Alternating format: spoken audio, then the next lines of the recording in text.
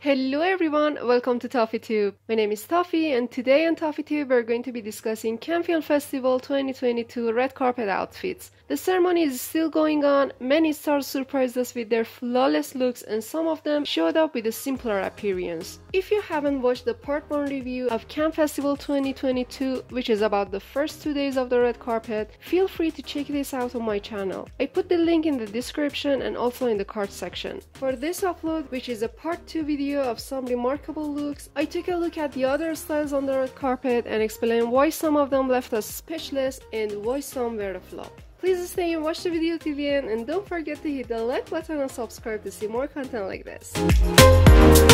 Frida Asen attended the red carpet with a blue-purple ombre pleated dress with some notable changes in bodice from the Alberta Ferretti Fall-Winter 2022 collection. It's got a long plunging neckline that is sewn by blue ribbons which are tied at the back. And also the blue ribbons of the outer section of the bodice have crossed each other at the back and are sewn to the waist. As a result, this has made a nice cutout shape from the side view of the upper body. The finishing is fine, the gown nicely suits her, the color which has an iridescent feel, and the way you also catch the white shades like a light sunburst is really satisfying. She nicely tailored the gown to show off the pleated concept. The open neckline prepared a good chance to present the beautiful necklace from Boucheron. The hairdo is proper according to the whole look. Overall, everything is enough and digestible.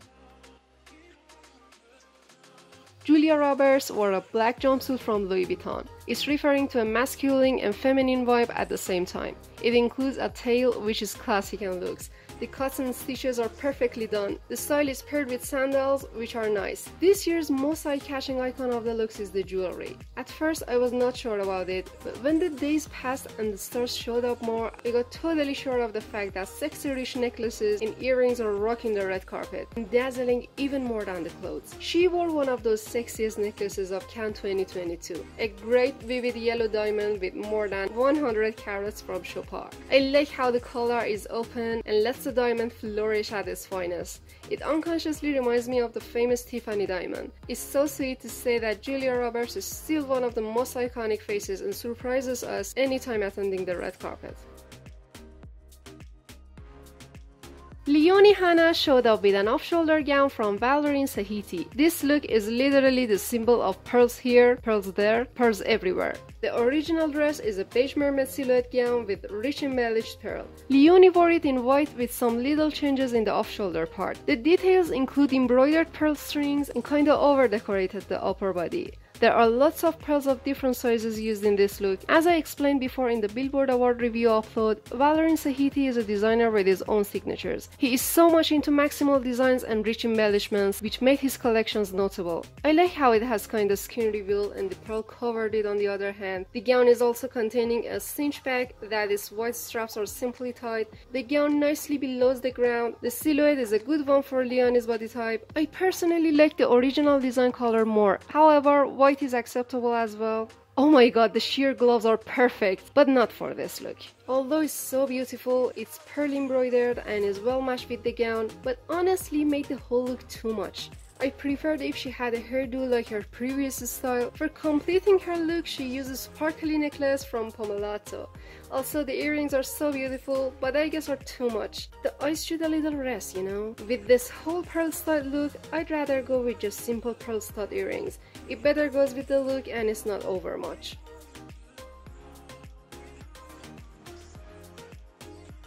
This time, Aishwarya Rai showed up with a pink sculptural gown by Gaurav Gupta Couture. As the designer explained, it is inspired by the birth of Venus, the goddess of beauty and love. Rising from the scalloped shell, she transitions from the infinite, pure as a pearl. Now let's have a moment to figure out what exactly is this concept. The Birth of Venus is a famous painting by the Italian artist Sandro Botticelli from the 1400s. This painting depicts the birth of Venus, who has one of the most beautiful faces in the history of art. She emerges from the bottom of the sea and arises at the shore. The first thing that is remarkable is that Venus is born as a fully grown woman, and her gesture is such that nothing is geometrically, symmetrically, or logically possible. Also, Venus standing on the edge of the shell causes her to fall, so it can't be possible to abide like that. These all lead us to the conclusion that this painting is an art with an imaginative concept. The painter was interested in the style of women's long hair, so that Venus's face is perfectly drawn and even the shadows on the face are carefully portrayed. Botticelli can also be said to have emphasized the humbleness of Venus. As we see in the painting, she's trying to cover her body with modesty. Long story short, Venus was a beautiful goddess and an inspiration for people to love. So let's get back to the result of this inspiration. 3,500 hours took to prepare this gown. The stones and crystals used in it have made it look so elegant. The design is totally getting the vibe of a shell. The fabric, which has been shaped to look like a shell behind her back, took it to another level. The design totally brought the best out of the concept. It's show-stopping, it's chic, it's so different from all other looks on the red carpet. It's that much that I would say maybe I'd rather see such a look on another red carpet like the Met Gala. After all, this was not a simple look to forget at all.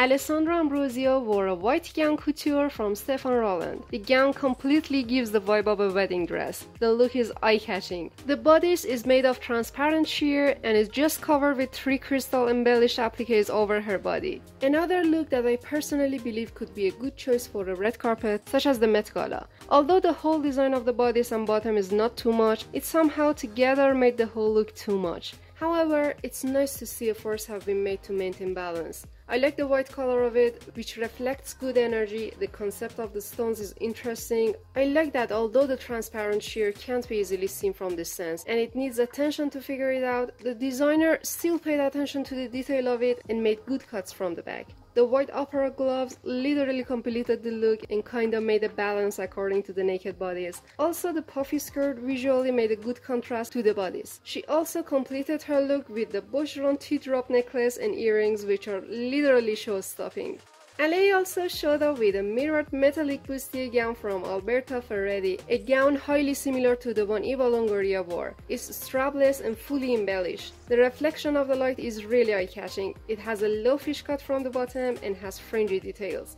I like how she chose to wear something totally different from the previous look. The embellishment on the bust is fishnet based and there are notable sequin works under it. As you reach the bottom, you see lots of gem crystals glowing, and at the end part of the gown there are fringes. It's daring to do such a design.